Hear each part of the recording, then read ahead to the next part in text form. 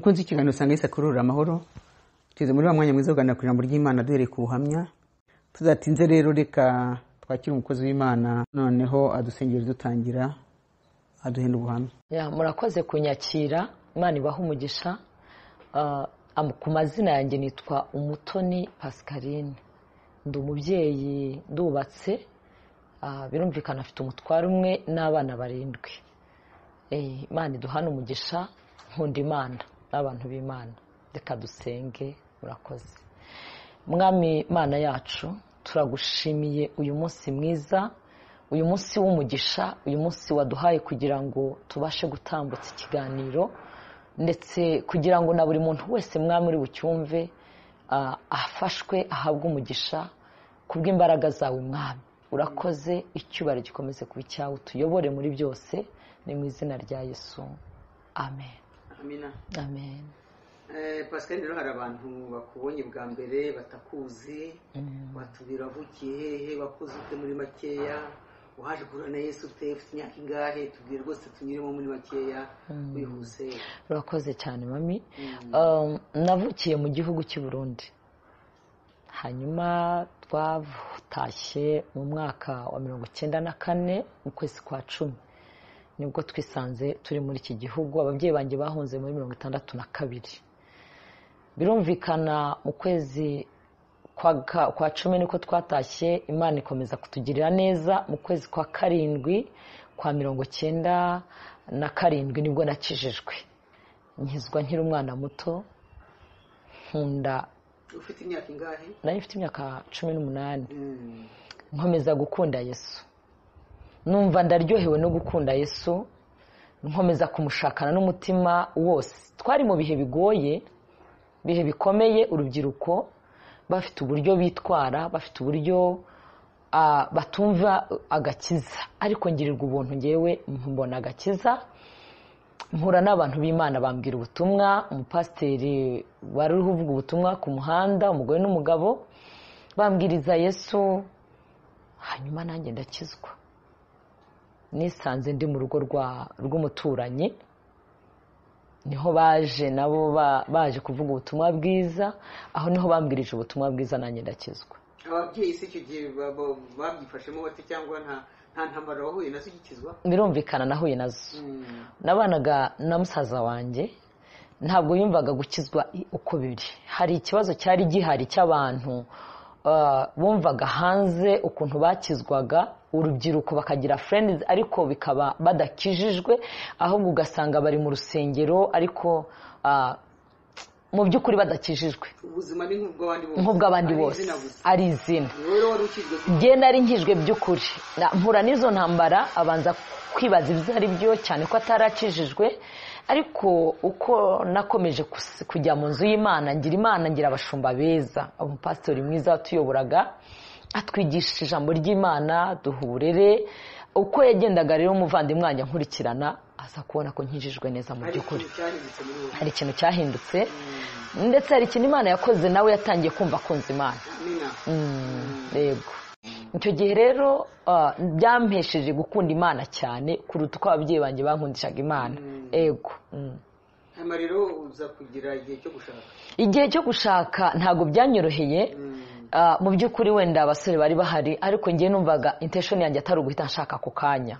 Ariko Imana iza kunyumvisha ko ngomba gushaka, iransanga. Umusore birumvikana waje kumbaza, arabimbaza ko twabana. Turabanza turasenga, Imana iza kubinyemerera. Yarasengaga cyane ko twari no mu rusengero rumwe. Twari mu rusengero rumwe. Tugira amahirwe rero, tubibwira n'abashumba. Abashumba bacu baza kubona ko bikwiriye, nabo baduhesha umugisha, baraduseze, baranahari muri iki gihugu. Yego. Imana turasezerana, tugira ibirori byiza, tubyara abana. Ariko muri kwa gukomeza kuba mu nzu y'Imana, nkomeza kugira inyota yo kumva nshaka gukomeza kwegera Imana, nkumva hari ikintu kinkurura. Muri icyo gihe rero nibwo maze gushaka, mu buhamya bambajije ndi buvugemo, nakomeje kuba mu cyumba cy'amasengesho. noneho birumvikana amaze kuba umubyeyi natangiye kujya gusengana n'ababyeyi hahandi rero umunsi wa kabiri umunsi wa gatatu tukajyana ibihe mu masengesho aho niho naje gukuramo umutwaro wo gukunda abantu b'Imana ego nkajya mbona ababyeyi barushye baremerewe nkumva mfite umutwaro hamwe nabo nkumva nejejwe no kurirana nabo nkumva muri kwa gusenga dusoma ijambo ry'Imana bagahumurizwa nanjye nkumva birashimishije ni muri ubwo buryo nagiye nkomeza gukunda Imana ego hanyuma rero ubu bakwita pasiteri tubwira uko wavuye kuri rwa rwego rw'umudamu usanzwe w'abana ukajya kuri rwa pasiteri byaje bike ukuntu byaje kugira ngo mbe pasiteri ntabwo nahise mba pasiteri ako kanya na wa mutwaro nagize gukomeza gukunda Imana no kuyisenga nabanje mba umuririmbyi igihe kiragera impano ziragenda zikura nisanga nkora protokoli mu rusengero nsanga ndi umuvugabutumwa baransengera mu muvugabutumwa mu rusengero birumvikana pasiteri niwe uburera impano z'abantu ayobora niwe babareba abona igihe kirakwiriye ko yansengera ku mupasiteri tukora umurimo w'Imana wowe na umugabo wese ari pasiteri cyangwa nawe urakoze cyane umugabo wanjye nawe ntabwo ari pasiteri twese twari abakristo basanzwe ariko tugakunda Imana dukomeza kwitanga mu nzu y'Imana dukorera Imana usanga biratunyuze turabikunze bibaye ibyacu hanyuma uko umupastori yagendaga atureba mu mpano uko dukora abona ko umuhamagaro turiho wo gukora umurimo w'Imana amen mu bindi byenda byari babihishije twarakoraga mu buryo busanzwe twarakoraga n'umutware yarakoraga ariko igihe kiza kugera pe wumva ko niyo waba uri mu kazi ariko ufite umwenda wo gukora umurimo w'Imana ego dukora ivugabutumwa mu gihe runaka bitabangamiye akazi kacu abashumba birumvikana pasiteri watureraga atuyoboraga aturambikaho ibiganza dukorera Imana mu gihe rero runaka mu myaka runaka ishize nibwo baje kutwimika rero tuba abashumba tuba abapasitori yego badushyiraho ibiganza twembi dufite itorero tuyobora rirahari iryo torero riri ahantu bita i Gasogi muri Gasabo yego niho itorero riri tumaze imyaka hafi 9 dukora Imana yego hanyuma n'umutwaro wihariye niwe kuko niba waje kuri iyi mikoro waje kuri cano hari impamvu rwose hari ikintu kikuranje ishinga byaba byiza ko tugisangiza dukurikiye icyo kintu katitubwira ko cyaje ko cyakomeje no ko gihagaze ubu Imana iguha umugisha mami icyo umutwaro rero nagize ni cya gihe nabaga maze kuba umukozi w'Imana mbwiriza ubutumwa nahuraga n'abantu batandukanye nkababwira ijambo ry'Imana ariko uko mbabwira ijambo ry'Imana ugasanga mu yindi kote bafite ikibazo cy'ubushobozi ibyo gihe bakenye urakoze cyane bakenye mugaterana ariko ukabona niba batashye mu by'ukuri ntibafite n'icyo bari bufate cyangwa bari burye aho niho twakuriye gahunda yo kujya dufata buri muntu tugahuza amaboko icyo umuntu afite agahereza undi ibyo bintu rero ahantu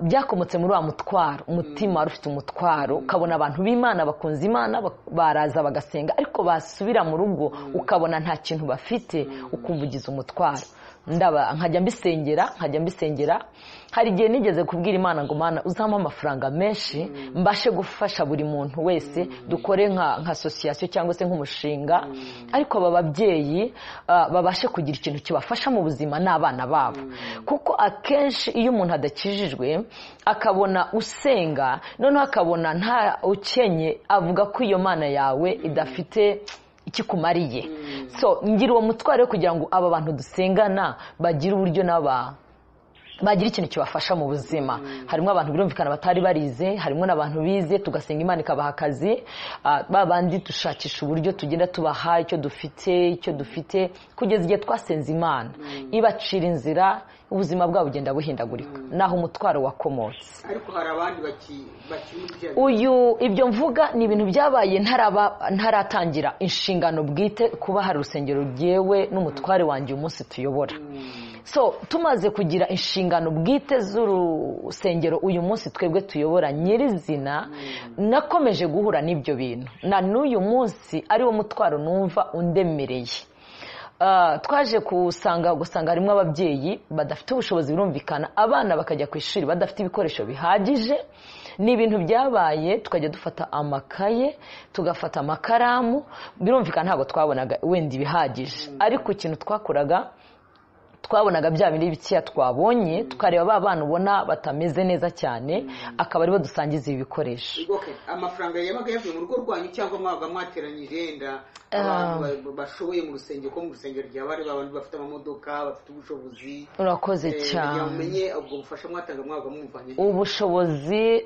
Hari icyanditswe kiri mu byakozwe n'intumwa igice cya 2 umurongo uhere ku mirongo 43 haravuga ngo intumwa zasangiraga ibyabo, nta mukene wababagamo, ngo ndetse n'umwami Imana akabongera abakizwa. Noneho rero ntabwo twabikoraga giye n'umutwari wanjye gusa, ahubwo twabisangizaga n'abandi turi kumwe, buri muntu icyo ashoboye akaba yazana tugashyira hamwe.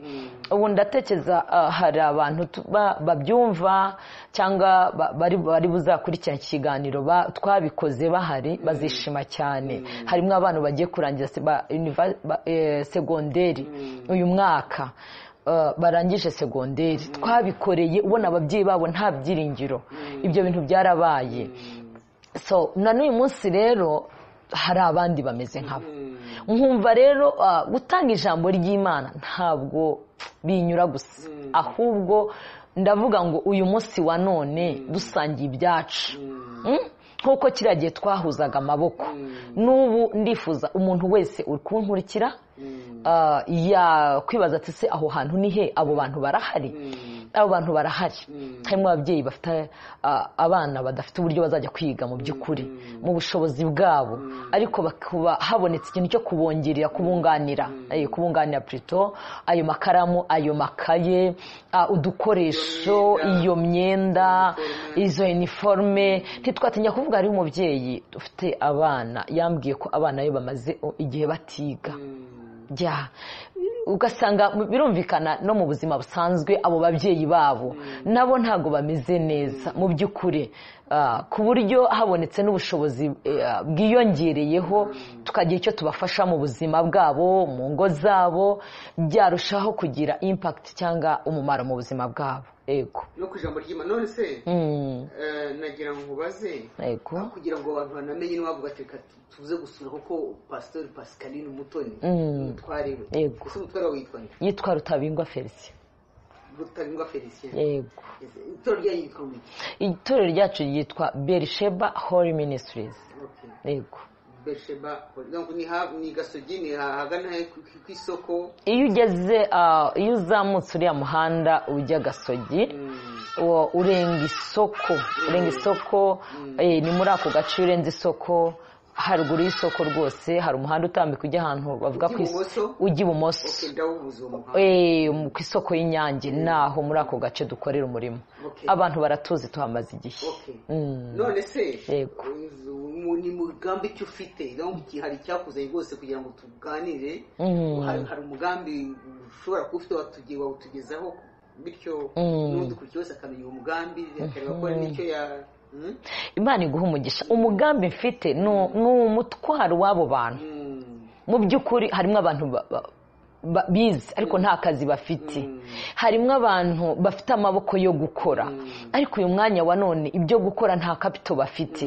Haramutse habonetse igishoro, n'ukuri ibaze ko harimo abantu bajya gukora kurya bibagoye, abo bana nababwiye kujya ku ishuri bibagoye, ku buryo hakenewe mu by'ukuri dore n'amashuri agiye gutangira, ibikoresho by'abana birakenewe. Ntidutinye ko hano udafite iyo minerivare atazana azayivana. Abo babyeyi habonetse capital nabo bakagira ibyo batangira mu buzima bwabo bagakora, bafasha kugira uko biteza imbere, ubuzima ntibukomeze bumeze nabi. Ego icyo nshaka kuvuga, ushobora kuvuga uti tariki n'iyi umunsi n'uyu hari gahunda dutegura. Ego simbizi, none hakariye umuntu yanaza akanareba koko. Ego simbizi, donc tubwire gahunda ufite nyakuri, abantu bayimenye, bamenye n'ukuntu murakoze cyane. itariki icumi azaba ari kuwa gatandatu icyumweru gitaha. twifuje kuzahura n'abo babyeyi first of all tukaganira, tugahura tukaganira ku rusengero rwacu rwose. ego tuzahura kuva saa 5 kuko abantu tuzareka babanze bitunganye, hanyuma kuva saa 5 bazaba baje, aba mbere bazaba bahageze. yego birumvikana ku itariki ya 10 rero z'ukwa cyenda hasigaye iminsi 10 nta nubwo igeze, nuko ari itariki 10 nyirizina. ego nibwo tuzicarana n'abo babyeyi tukaganira, ndetse nifuje yuko habonetse ni ikintu tukicarana hamwe, abantu bagasangira, abantu bakavugana ku kibazo cyabo, tukareba icyakorwa. ego muri make rero udukurikiye, Pastor Pascaline Umutoni umvise umutwaro we, umutwaro rwose yewe iriya somo yatubwiye ry'uko intumwa zasangiraga byose. mwumva n'abantu b'abakene, abantu bakorera umurimo w'Imana, nta bushobozi bafite, kandi mu by'ukuri wivanyeho icyo ari cyo cyose, waba umwenda yaba amafaranga uko yaba angana kose, rwose byazaba ari byiza, kuko uwo munsi bashaka no kuzasangira, sibyo? niko bimeze. yes, bashaka kuzasangira n'abo bantu, babyana icyohereza bakacyohereza. ngira ngo rwose udukurikiye ugize ubwitange buriya araduha momo ye, sibyo pastor? nta kibazo, uraza kuduha momo yawe, noneho uzagira ikintu ashobora kukohereza azakikoherereze. ese umwenda yazaza n'uwazaza azaze, simbizi ngaho komeza, ariko nagira ngo umbwire ko impamvu yakuzanye hano cyane cyane kugira ngo udukurikiye yumve ko yagira nawe uruhare mu murimo w'Imana, kuko Imana yaguhaye by'umwihariko. Imana ibaho umugisha abavandimwe mudukurikiye. mu by'ukuri umutwaro n'uwo kugira ngo abantu b'Imana nibigana ijambo ariko babone n'ibibafasha mu buryo bw'umubiri. roho nzima itura mu mubiri muzima. umutwaro rero wowe udukurikiye, abana barenda kujya ku ishuri, hari ibikoresho bikenewe, hari ubuzima bw'ababyeyi mu rugo kugira ngo nabo bagire iterambere mu buzima bwabo. icya kabiri, uwo munsi tuzaba turi hamwe ni umunsi wo tuzaba dutegura kugira ngo ababyeyi tubereke yuko ntabwo ari bonyine. hari abantu baba bari bafite agahinda, barahiranywe n'agahinda, ugasanga no kujya mu nzu y'Imana bibagoye kubera icyo kibazo bafite. ariko iyo bamaze kumva ijambo ry'Imana bakaza bakabona umuntu umutega amatwi akabashyigikira, n'Imana ikabacira inzira, baranezerwa. na wa mwana aravuga ati koko mama asenga Imana ikora, asenga Imana ikora ibikomeye, nabo n'abana bagahera ko bakaza bagasenga. ndumva umutwaro rero, hari n'umuntu ushobora kuba afite unyumva aka kanya afite akazi akavuga ati nkeneye abantu badufasha, baza bakadufasha mu kazi kacu, nabyo byaba ari umumaro. wafasha abo bantu bagasenga Imana bameze neza, bafite n'uburyo mu buzima busanzwe. ego Pastor Pascaline Umutoni arakoze cyane, ntabwo tubitindaho cyane, mwabyumvise rwose biroroshye. wavanaho 1,000, wavanaho 10,000, wakuvanaho n'ibihumbi 100, uko umwami Imana yamushoboza. ariko nzi ko ntabwo uzaba uhombye, ahubwo uzasarura byo ku inshuro nyinshi. abantu nubwo utabazi nubwo batakuza, ariko nzi neza ko n'Imana izagutangira. nk'uko dukurikiye ko Imana, njya nibuka rwose ku buntu twigeze gutabariza kuri iyi cano, wari ukeneye, bari bagiye gutereza cyamunara inzu, umuntu akajya ati ntanze 3,000,000 ku bantu atazi neza n'ababona na rimwe, akabona 3,000,000 akazitanga, afite bene wabo, afite rwose. nawe rero nshuti yanjye usenga Imana rwose ikuyobora icyo gukora, mu biroroshye, ayo wabona yose ukayohereza, ariko nzi neza ko nta gihombo kizaba gihari. turareba ku musozi w'iki kiganiro ntabwo dutsinda, ariko tutaratandukana ngo mbaze Pastor Pascaline Umutoni niba hari indi jambo yatubwira akabitubwira, bityo tugasoza iki kiganiro. Imana iguha umugisha. ijambo nabwira abantu ni ukugira urukundo. ni ukuri urukundo ruraguhata uru natwe ni urukundo ruduhata kugira ngo tubashe gushyigikirana bene data, Imana ibashe kugira aho ibageza. Uyu mwana namara kwiga, uyu mubyeyi nagira ahantu agera, Imana yo mu ijuru imbuto wabibye izayikwibukira kandi izakugirira neza, si wowe gusa n'abana bawe, kuko birambwira ngo imbuto biba niyo usarura. So Imana yo mu ijuru ibaha umugisha. Ikirenze kuri ibyo, ndifuza ko bitajya kuri momo gusa, ahubwo hakajya n'abandi bantu bahaguruka bakaza bakahagera. Nabyo ni ikintu cyiza, birushaho gutanga ishusho y'umutwaro y'ibyo turiho turavuga. Ukareba abo bantu koko ukavuga utaba ni abakozi b'Imana, ni abantu ejo bazaba abantu badasanzwe mu buryo hari uburyo njya nkunda kubwira urwo rubyiruko iyo ruri mu rusengero kuva mu myaka 3 kuzamuka, ndabwira muri abantu budasanzwe, muri abantu bagaciro, ni mwebwe bayobozi beje, ni mwe bantu muzakora ibintu bitandukanye muri iki gihugu. Ubwo rero hagize n'undi muntu wavuga ati reka ntere intambwe ngere hariya hantu, Imana yabaha umugisha. Bambwiye kubabwira ngira ngo momo yacu twa telefone ni 0782 46 24 04, uko umwami Imana azabashoboza, kandi turabashimiye. Imana yo mu ijuru ibaha umugisha. Yanditswe kuri nde? Yanditse ku mazina yanjye Umutoni. Yego, turanayishyira hariza bazayisoma yanditse. Nakoze cyane. Imana ishimishanye rero, ndumva ntabura gushima Pastor Umutoni kubwitange bwe, kubwo abantu Imana yari mu ishusho yayo, ntabwo ubutumwa gusa, bafite n'umutwaro wo gufasha kandi Imana reka mbabwire ko nta gihombo gihari. Amen. Nta gihombo gihari mu gufasha umuntu Imana yaremye, nta gihombo gihari mu kubiba myinshi ukasasazira myinshi. Yego, turagushimira Pastor mu izina ry'umuntu wese wadukurikiye. Hano mu icyo gikorwa reka tugisengere, turagisengera kugira ngo kizagende neza. Amen. Kandi abazashobora kugenda ko bazajyeyo, nzi neza ko ari umugisha. Amen. Kwitanga ubundi wadusengera dusoza. Imana ibaha umugisha. Data wa twese uri mu ijuru, tuguha icyubahiro kubw'uyu munsi mwiza w'umugisha. Turagushimiye kuko uduhaye kubasha kugaragaza umutwaro wa bene data. Ndabizi ngo hari umuntu ubyumvise, ndabizi ngo hari umuntu warubitekereje, reka umuhereze umugisha. N'uzabyumva wese, reka nawe mwama azakiriye umutwaro wo gushyigikira abantu bawe waremye. Waravuze ngo mwami Imana yacu, igihe cyose umuntu azaramura ikiganza atanga afasha uwo nguwo utishoboye, ni wowe azaba abikoreye. Mwami reka uhereze umugisha uwo nguwo ubyumvise ugiye kubikora, n'undi uzabyumva mucunguzi, icyubahiro kibi cyawe yica n'ubahereza umugisha. Ubusha kubakorera ibikomeye, kandi ibyo bagambira nibyo bifuza kugeraho. Umukozi wawe mwami ukomeze kumukorera ibikomeye, kuko nawe uyu ni umutwaro umucunguzi agaragaje. Ni mu izina rya Yesu urakoze. Amen. Amen. Urakoze Yesu.